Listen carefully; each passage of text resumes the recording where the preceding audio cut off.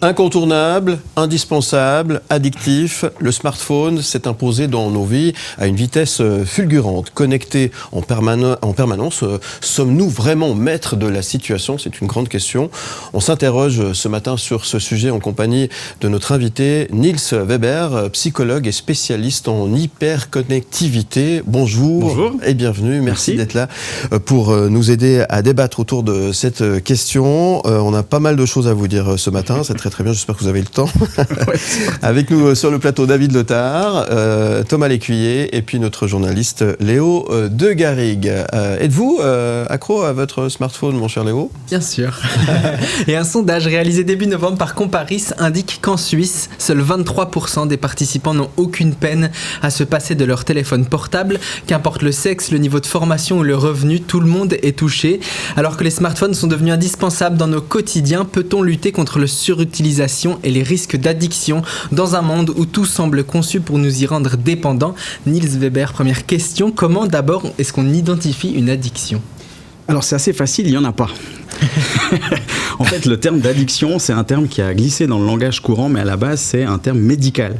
Et le sondage que vous évoquez de Comparis, justement, a un peu semé le trouble, puisque, en fait, il ne faut pas oublier que c'est simplement un sondage, ça n'a aucune valeur scientifique, et aujourd'hui, il n'y a pas de diagnostic d'addiction ni au smartphone, ni aux écrans de manière générale. Ce qui ne veut pas dire qu'il n'y a pas de problème, mais c'est un problème qu'on doit ranger dans une autre case que celle des addictions. Donc, la question qui a été évoquée tout à l'heure, c'est est-ce qu'on peut garder le contrôle? Oui, bien sûr qu'on peut, mais aujourd'hui, c'est clair qu'il faut comprendre comment fonctionnent nos téléphones, nos réseaux sociaux, nos jeux vidéo aussi, pour aussi repérer quand à certains moments, il y a certaines pratiques qui sont un peu déloyales. Puisque vous parlez de sondage, on en a un de sondage, nous, justement, sur cette question. Et vous sentez-vous accro à votre smartphone? Je vous propose de jeter un petit coup d'œil sur ces chiffres, sur le site mblemedia.ch. Alors oui, à 80%, 80%, on dit chez nous, 80 et 20% non. Finalement, on est un peu conscient quand même que, alors on parle pas d'addiction, là aussi quand même un petit peu d'une certaine manière, on est quand même conscient que finalement sans ce machin, on fait plus grand chose aujourd'hui. C'est ça, mais là il y a une confusion qui se crée entre une habitude et ce qu'on appellerait une dépendance clinique. Justement, on n'est pas dépendant de son téléphone, par contre clairement le téléphone, le smartphone aujourd'hui est devenu une manière d'être adapté à notre environnement. C'est clair que si on l'oublie, on aura vite fait de faire demi-tour sur le chemin du travail, parce que si on l'a pas avec soi, on a combiné tellement d'utilisation et de fonctions sur un seul et même outil qu'on est un peu perdu si on l'a oublié. Mais c'est pas une dépendance au sens clinique. En fait, il faut apprendre à dénumériser sa vie pour pas que tout soit contrôlé à travers ce petit appareil. C'est aller à contre-courant du coup. C'est ça, c'est que c'est sans vouloir faire de la peur de la technologie, c'est plutôt de se dire qu'effectivement il y a certains contextes où on devrait pouvoir limiter l'utilisation des écrans pour se rendre compte qu'on peut aussi fonctionner sans, et qu'aujourd'hui c'est devenu une solution à beaucoup de nos inquiétudes, mais qu'il y a d'autres solutions qui existent. On a tout là-dedans, on a notre vie, on a nos photos, on a notre vie personnelle, on a nos cartes de crédit, on peut même ouvrir sa voiture, on peut... Oui. Non mais c'est vrai, tout est là-dedans, donc finalement, à quelque part, on nous force à avoir toujours cet appareil. Exactement, et c'est là où on peut nous aussi se positionner en tant que consommateurs et consommatrices pour se rendre compte qu'il y a des enjeux marketing, capitalistes derrière beaucoup de ces utilisations-là, et qu'aujourd'hui on peut décider à certains moments ce qu'on veut faire ou pas avec des écrans. Il faut qu'on définisse à quel moment ils sont utiles et à quel moment ils le sont un peu moins. Et aujourd'hui, on confond malheureusement le moyen et le but. Aujourd'hui, l'écran, c'est juste un moyen d'atteindre un autre but. Ouais. Quand on nous dit qu'on a trop d'écran, de toute façon, on peut plus faire autrement aujourd'hui. C'est ça. C'est ça. Et c'est pour ça qu'on doit casser cette idée qu'il y aura un risque d'addiction, parce que c'est pas l'exposition aux écrans qui crée un risque. C'est plutôt la manière dont on les utilise, et que, en fait, c'est pas, comme je disais, une addiction au sens clinique. Par contre, quand on a des personnes, que ce soit des jeunes ou des moins jeunes, qui se retrouvent à utiliser le téléphone ou les écrans de manière excessive, c'est symptomatique de quelque chose d'autre qui dysfonctionne, et on doit aller chercher absolument ce que c'est. En fait, c'est les applications aussi qui créent de la dépendance plus que l'appareil en lui-même. Ce qui est très énervant, c'est ces jeux qui vous créent des systèmes de récompense où vous devez y aller sans arrêt, et ça crée vraiment... Les enfants deviennent fous avec ça, je peux en témoigner, j'en ai, qui ont ce problème. Il y a aussi les réseaux sociaux qui nous récompensent en nous diffusant sans arrêt des contenus qu'on a envie de voir, soi-disant selon l'algorithme, et du coup, on a envie de scroller. Oui. Là, ça crée vraiment une dépendance qu'il faut combattre. Sauf que la nuance, elle est sur le terme employé. Justement, c'est pas une dépendance. Si on dit à des enfants, l'enfant, par exemple, maintenant, on ne joue plus à ce jeu ou on ne va plus sur les réseaux sociaux, ça va créer une frustration. Et clairement, et ça, c'est difficile à gérer pour l'enfant comme pour les parents. Mais c'est pas une dépendance, c'est-à-dire qu'il n'y a pas l'organisme qui va réclamer plus de jeux vidéo ou plus de réseaux sociaux. Mais par contre, clairement, si c'est devenu une habitude, il faut changer une habitude et ça, c'est compliqué. Ouais. David Letard. Non, mais moi, la question que je me pose, c'est quand est-ce qu'on est parti en cacahuète, quoi. Mais comment est-ce qu'on est parti en couille, qu'est-ce qu'on a transmis à cette jeune génération, quoi. Moi j'ai honte de comment on a pu être, comment j'ai pu des fois montrer l'exemple en fait, aussi à cette jeune génération.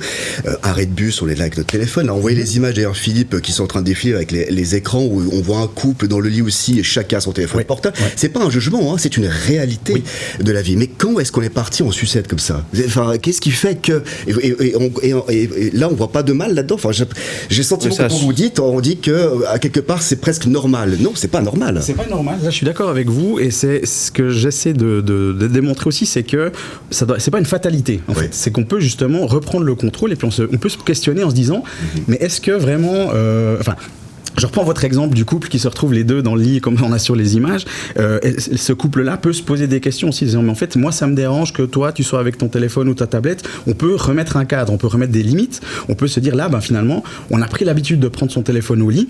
Mais ça dit quelque chose probablement de ce qui se passe ou de ce qui ne se passe pas dans ce lit. Donc c'est ça qu'on doit creuser en fait. C'est de voir comment aujourd'hui, face à une angoisse montante depuis le début des années 2000, le téléphone, l'écran est devenu un moyen de canaliser et de se tranquilliser, de s'apaiser, de se protéger. C'est comme une sorte de bulle qui serait soi-disant protectrice. Mais en réalité, ça ne fait pas disparaître les problèmes et les angoisses qui sont derrière. Donc il faut aller les creuser, il faut aller chercher. Et ça, là, on peut reprendre le contrôle et justement, on peut... c'est pas une fatalité. Du coup, en fait, ça vous fait des bons clients pour vous. Non, mais c'est vrai. C'est vous êtes gagnant là-dedans. Je préférerais pas. Ok. Ce que vous dites par rapport à ce couple, reprenons l'exemple de ce couple qui effectivement pourrait faire autre chose que regarder son téléphone, c'est dommage, c'est du temps perdu quand même. Souvent dans une chambre à coucher, maintenant il y a une télévision aussi. Est-ce que le problème avec le rapport avec la télévision, c'est le même problème? Oui, c'est vraiment ce qui est intéressant, c'est que depuis les années 90, même début 80, on avait déjà cette inquiétude par rapport à la télévision. Puis ensuite, l'écran a pris de plus en plus de place. On l'a miniaturisé, on l'a rendu transportable et finalement. Les inquiétudes qu'on avait à l'époque, elles ont continué d'exister. Mais déjà à l'époque, on a vu que beaucoup d'inquiétudes qu'on avait concernant la télévision étaient en fait plutôt liées à des paniques morales et que plutôt que de paniquer, il faut simplement se remettre au contrôle de l'utilisation. D'accord, très bien.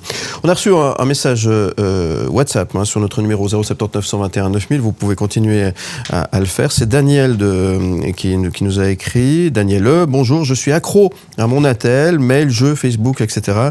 Et ma montre est connectée, alarme accident ou pour malaise est synchronisée avec mon attel. Donc à 70 ans, je l'ai toujours avec moi.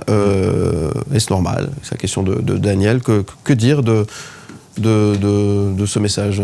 Je trouve que la question elle est très pertinente parce qu'on voit très bien comment sur le même appareil on va autant avoir du jeu dont on peut se passer, qui n'est pas un besoin vital mais qui est un plaisir ludique, très bien. Il y a le mail, on va dire là c'est peut-être plus pour le contact social et surtout il y a l'aspect sécurité. La montre, l'accident, protection. Donc tout ça est combiné sur le même appareil. Donc évidemment, quand on se retrouve avec tout ça combiné sur le même appareil, c'est difficile des fois de se dire je l'utilise que d'une certaine manière. Et ça, en fait, on voit que c'est quelque chose qu'on n'a pas appris à faire. Justement, vous demandiez quand est-ce qu'on est parti en cacahuète. Je pense que c'est à ce moment où on n'a pas expliqué d'abord comment ça fonctionnait avant d'utiliser ces technologies-là. Et aujourd'hui, on se retrouve avec des jeunes, mais aussi des moins jeunes, comme on l'entend en ce moment, qui utilisent, qui apprennent à utiliser ces appareils en même temps qu'on nous les donne. Donc ça, là, il y a un problème. Ouais. Alors, c'est vrai qu'il y a des côtés pour et des côtés contre, et des choses qui se discutent, effectivement. Mais un autre truc, là, à cause de ça, finalement, on se ramollit un peu la cervelle. Souvenez-vous, à l'époque, j'ai vécu une période où on se rappelait des numéros de téléphone des personnes qu'on voulait appeler. Aujourd'hui, c'est impossible de se rappeler du numéro de téléphone des gens qu'on appelle, parce qu'on a rentré tout ça en mémoire, etc., etc. C'est un petit exemple de tout le reste finalement, parce que finalement, maintenant, on met tout là-dedans, nos codes, etc. Notre vie entière est là-dedans. Donc forcément, on ne peut plus se passer de cet appareil. Et alors, vous l'avez dit, hein, justement pour cette dame, effectivement, c'est un bon moyen de pouvoir rester connecté avec la vie, peut-être, et la survie, là, le cas présent.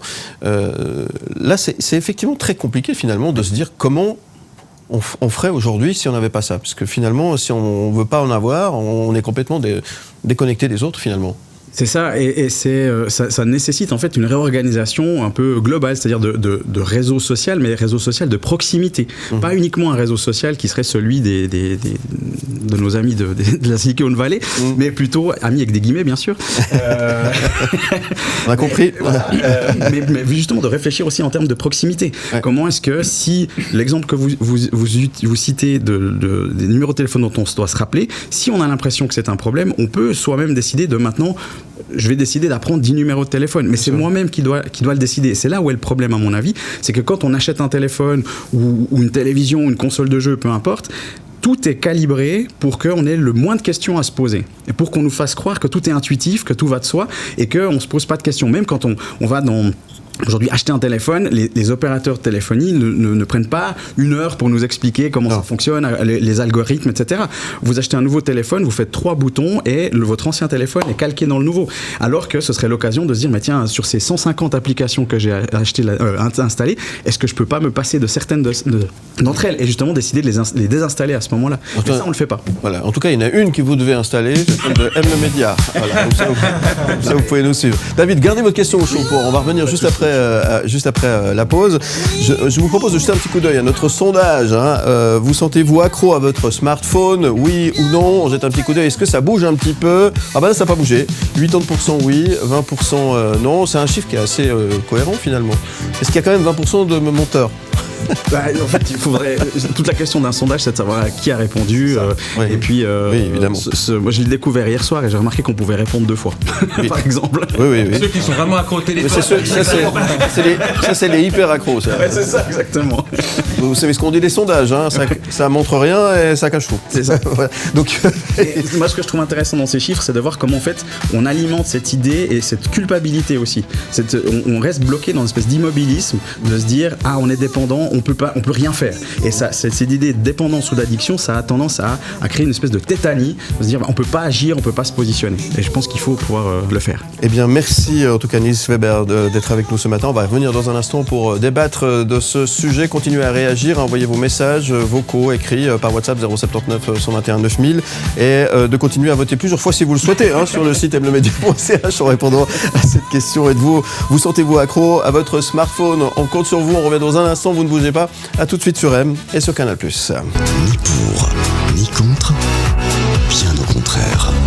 Vous sentez-vous accro à votre smartphone? C'est une question sondage que l'on vous pose sur le site mlemedia.ch. Merci de continuer de répondre à cette question, oui ou non. C'est également le débat de ce matin, dont ni pour ni contre, bien au contraire, avec notre invité Niels Weber, psychologue et spécialiste en hyperconnectivité, David Letard autour de la table, Léo de Garrigue et puis Thomas Lécuyer. Et puis un message que nous avons reçu de Christine de Chavornay, justement, qui nous dit « Je pense qu'il est important de trouver un équilibre entre les bénéfices de la technologie et la nécessité de se préserver dans un mode de vie un peu plus sain et plus humain. » Voilà, merci à Christine de nous avoir envoyé ce message. Je voudrais rappeler... Docteur, que dites-vous de ceci? Même si je suis pas docteur, mais je suis quand même d'accord en fait. Aujourd'hui, on voit par exemple que le téléphone est dégainé, surtout quand on parle des adolescents, il est dégainé quand on s'ennuie. Chez les adultes aussi, mais on se préoccupe toujours plus des ados que de nous-mêmes. Donc, quand il y a de l'ennui, on a la solution de facilité. Et puis on voit qu'aujourd'hui, c'est devenu beaucoup plus difficile pour les parents de laisser sortir leurs enfants et qu'on accepte que les enfants et les ados occupent l'espace extérieur. Donc l'écran a un côté préservant. Tant que les enfants ou les ados sont à la maison, on sait entre guillemets ce qui se passe, ce qui est une fausse croyance. Mais au moins, ils sont pas dehors à faire on ne sait pas quoi. Donc, on voit que ça coupe aussi l'aspect social. Et c'est là, il y a tout un apprentissage qu'il faut refaire, de voir comment c'est OK de laisser les enfants avoir leurs propres espaces à l'extérieur. Ouais. Vous parliez de l'ennui, c'est important de s'ennuyer. Bien sûr, bien sûr. On a oublié, c'est comme si c'était interdit de s'ennuyer. Exactement. Mais c'est important de s'ennuyer. C'est très important de s'ennuyer et c'est comme ça qu'on apprend aussi à développer des ressources, de la créativité, etc. quand on est enfant. Mais c'est vrai que quand on est adulte, on a un rapport à l'ennui qui est peut-être pas très agréable. Et surtout aujourd'hui, on voit que pour les personnes qui vivent des situations compliquées, qui sont dans une certaine fragilité psychologique, par exemple, les moments d'ennui, c'est les moments où les pensées négatives arrivent. Donc, par exemple, il y a beaucoup de nos patients qui expliquent qu'ils se mettent à scroller pour pas penser à leurs problèmes. Et on voit comment c'est devenu une espèce de sparadrap sur une jambe droite. Exactement. Et donc, du coup, plutôt que de se focaliser uniquement sur l'écran, il faut aussi qu'on aille creuser quelles sont ces pensées négatives. Ouais, 2 chiffres pour alimenter la conversation. Hein. Selon une étude menée en 2022, c'est 3,5 heures par jour pour les jeunes de 12 à 19 ans en Suisse, donc 3h30 par jour sur le smartphone, et 2 heures pour les adultes. Il y a quand même forcément quelque chose à faire, parce que sur une journée de 12 heures, c'est beaucoup. Oui, et ça met en évidence le fait qu'on se préoccupe aujourd'hui beaucoup du temps d'écran, mais assez peu de ce qu'on fait pendant ce temps d'écran. C'est pour ça qu'on insiste beaucoup sur l'idée qu'on devrait moins s'intéresser au nombre d'heures par jour, mais plutôt se poser des questions sur qu'est-ce qu'on y a fait et éventuellement qu'est-ce qu'on n'a pas fait pendant ces heures-là. Parce qu'en soi, passer 2 heures par jour sur un téléphone, sur un écran, c'est pas un problème. Ça peut être un problème personnel de se dire mais j'aurais voulu faire autre chose pendant ces 2 heures et je l'ai pas fait, ou j'aurais dû faire quelque chose que je n'ai pas fait. Et à ce moment-là, c'est important de réfléchir en quoi l'écran est devenu, encore une fois, quelque chose qui protège peut-être d'une angoisse, d'une frustration, etc. Ouais. On parle beaucoup des jeunes depuis tout à l'heure. 45% des enfants trouvent que leurs parents consultent trop leur téléphone. Et statistique rigolote aussi, 27% rêvent même de leur confisquer. Il y a un rôle de modèle aussi à jouer pour les parents. Bien sûr. Alors évidemment, il faut rappeler que c'est normal que les règles des parents soient différentes, enfin des adultes soient différentes de celles des enfants. Ça, c'est absolument normal. L'enfance est une période injuste par définition. C'est normal.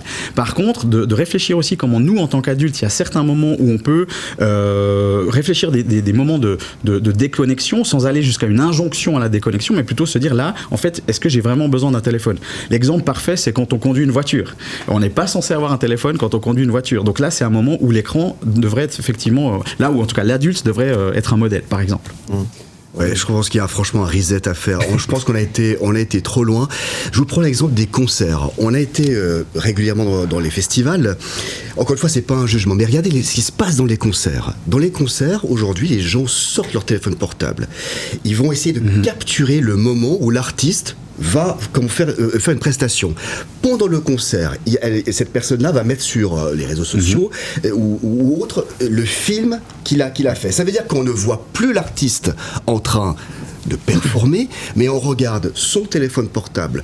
T'as un Léonard Cohen ou de Véronique Sanson, je prends qui était à Paléo par exemple l'année passée. Véronique Sanson, elle va pas revenir là tous les ans. Vive le moment présent. Vive ce moment moi, je trouve ça insupportable, ces gens qui et aujourd'hui, mais encore une fois, c'est pas un jugement, mais c'est un fait. Nous sommes comme ça et nous sommes concentrés sur ce. Ah mais tiens, ça ferait une super vidéo. Ça ferait des super vues. Mais non, regarde l'instant présent. Regarde le moment que tu vis actuellement, parce que tu vas peut-être pas le revivre 2 fois. Et ça, c'est quand ils font ça devant toi. Là, qui lève. Comment on appelle ça alors ? Ça, c'est quoi ? C'est de la connerie ? C'est quoi ? Alors. Non, mais excusez-moi, il faut dire les choses comme ça. Alors, déjà, faisant moins d'1m70, les gens qui filment, ça permet de voir le concert. Les gens, non, blague à part, ça m'énerve aussi. Mais en fait, moi, ce qui m'intéresse, c'est de se dire qu'est-ce qu'on fait avec ces images-là. Et ce que ça nous montre, c'est ce besoin de sociabilisation, puisqu'après, on le partage sur les réseaux et ça va recréer du lien. Mais là où effectivement, il y a quelque chose qu'on perd de vue, c'est justement cette confusion entre le moyen et le but. Moi, je vous rejoins dans cette idée que quand on vit le concert, il faut le vivre. Et puis, alors éventuellement, faites une photo, pourquoi pas. Je pense que il y a 40 ans, s'il y avait eu les smartphones, tout le monde aurait aussi fait des photos. Bien sûr. Mais par contre, de passer tout le concert à le filmer, effectivement, là, je pense qu'il y a un moment où on oublie de sociabiliser sur le moment présent et pas seulement dans la perspective de ce qu'on pourra se... Et il y a des chiffres, beaucoup plus de tendinite aussi de la fin de concert. Notre rêve de plaisanterie. Est-ce que la période du Covid a accéléré le mouvement ? Est-ce qu'on a des chiffres par Alors, c'est une période qui est très intéressante pour 2 raisons. Premièrement, parce qu'elle a favorisé effectivement l'utilisation des écrans, mais on a vu que ça n'a pas augmenté les problèmes liés aux écrans. Par contre, c'est une période qui nous a aussi confrontés à un isolement réel.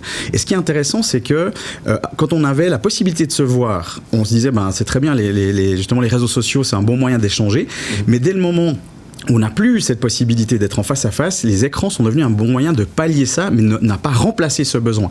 On a vu comment tout d'un coup, le besoin de face à face s'est fait ressentir aussi chez les plus jeunes, à qui on a tendance à dire oui, maintenant ils font plus que des contacts en ligne, ce qui est faux.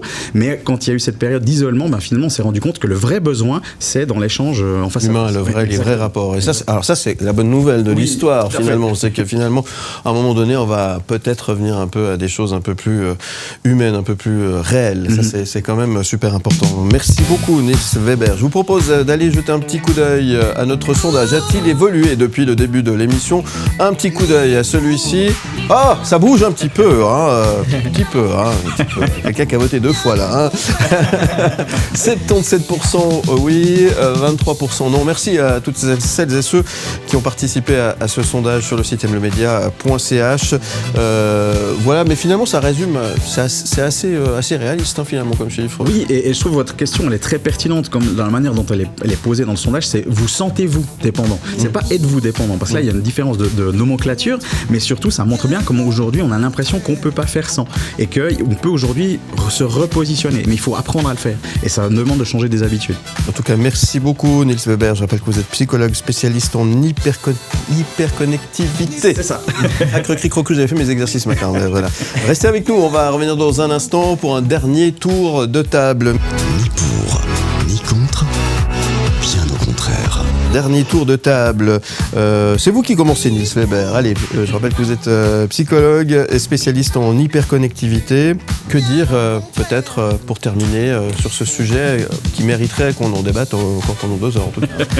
Alors il y a énormément de choses à dire. Ouais. Mais je pense que il faut pas être trop pessimiste. C'est-à-dire qu'aujourd'hui, il y a des choses qui ne vont pas et le fait qu'on accentue la question de l'addiction, de la dépendance, ou plutôt qu'on oriente dans cette direction-là, de manière générale, je pense que ça nous empêche de voir quels sont les réels problèmes. Aujourd'hui, la compréhension d'un algorithme, la captation de l'attention, le fait que les réseaux sociaux capitalisent sur notre attention et nos émotions, ça, c'est un immense problème. Et il y a un problème de régulation.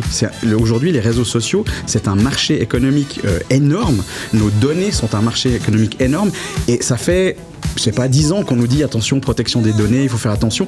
Je pense qu'on n'a toujours pas vraiment compris ce que ça veut dire. Et là, il y a un gros problème en fait d'un marché qu'il faut pouvoir réguler.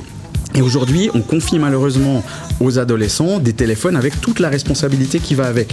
Et on se concentre après que sur les adolescents en disant ils sont trop sur leur téléphone et on oublie de regarder aussi l'ensemble de la population. Donc cette question d'écran, c'est pas qu'une question de jeunes, c'est une question de population, c'est une question politique et je pense que c'est très important aujourd'hui qu'on arrive à l'aborder d'une manière qui est un peu plus subtile que simplement attention c'est une addiction et puis il faut tout interdire. Ça marche pas, mais plutôt d'être dans quelque chose de plus cohérent par rapport à cette réalité-là. En tout cas, merci d'avoir éclairé notre lanterne sur ce sujet. Avec plaisir. Merci beaucoup.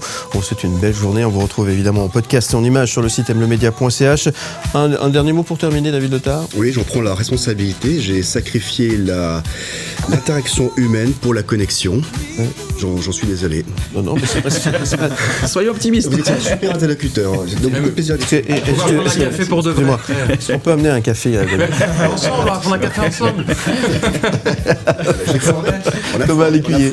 On peut de la fin. Moi, je trouve que le sondage, il révèle qu'en fait, on a conscience d'avoir un problème, en tout cas. Et ça, c'est quand même bon signe, parce qu'à partir du moment où on conscientise les choses, on peut agir, réagir. Donc ça, c'est super. Léo. Si vous êtes convaincu qu'il faut lâcher votre smartphone à l'issue de cette discussion, le lancer de smartphone est un sport officiel en Finlande. Le record du monde est détenu par un Finlandais de 18 ans à plus de 101 mètres. Extra. Voilà. Moi, je vous rappelle l'application mlemedia, si jamais.